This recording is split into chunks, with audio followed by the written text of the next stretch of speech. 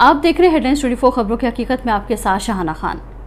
नोटबंदी से किसको क्या फायदा हुआ है, जो मैं बताने जा रही हूं, उसे सुनने के बाद आप लोग खुद ही फैसला कर लें।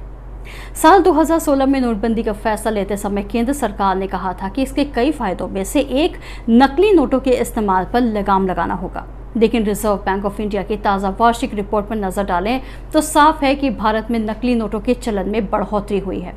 वित्तीय वर्ष 2021-22 की वार्षिक रिपोर्ट में कहा गया है कि आरबीआई ने वर्ष 2020-21 की तुलना में 500 रुपये मूल्य के 101.9% अधिक नकली नोट और 2000 रुपये मूल्य के 54.16% अधिक नकली नोटों का पता लगाया है। आरबीआई के मुताबिक 2021-22 के दौरान बैंकिंग क्षेत्र में पाए गए कुल नकली भारतीय मुद्रा नोटों में से 6.9% रिजर्व बैंक में और 93.1% अन्य बैंकों में पाए गए। गौरतलब है कि आरबीआई की रिपोर्ट में जिन नकली नोटों की बात की गई है वो केवल बैंकों में पकड़े गए हैं और इसमें पुलिस और अन्य प्रवर्तन एजेंसियों द्वारा जब्त किए गए जाली नोट शामिल नहीं हैं। नेशनल क्राइम रिकॉर्ड्स ब्यूरो ने ताज़ा आंकड़ों के मुताबिक साल 2020 के दौरान 92 करोड़ रुपए के अधिक मूल्य के कुल 8,34,947 नकली नोट जब्त किए। वर्ष 2019 में पकड़े गए 25 करोड़ रुपए मूल्य के 2,87,404 नकली नोट की तुलना में ये 190.5% ज़्यादा थे। प्रोफेसर अरुण कुमार अर्थशास्त्री हैं और 3 दशकों तक जेएनयू में अर्थशास्त्र पढ़ा चुके हैं।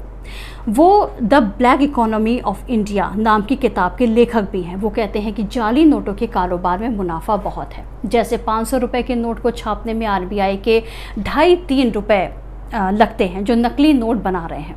अगर वो एक जाली नोट बनाने में 10 रुपये भी खर्च करते हैं तो भी उन्हें 490 रुपये का फ़ायदा होता है। प्रोफेसर अरुण कुमार के मुताबिक नकली नोटों के प्रचलन की एक बड़ी वजह आसानी से उपलब्ध टेक्नोलॉजी भी है। वो कहते हैं कि नकली नोटों पर लगाम लगाना मुश्किल है क्योंकि आज जो टेक्नोलॉजी उपलब्ध है उससे नकली नोट बनाना संभव ही है। ये जैसे पहले से हो रहा था वैसा आज भी हो रहा है। नोटबंदी में नकली नोटों की जालसाजी नहीं रोकी जा सकती।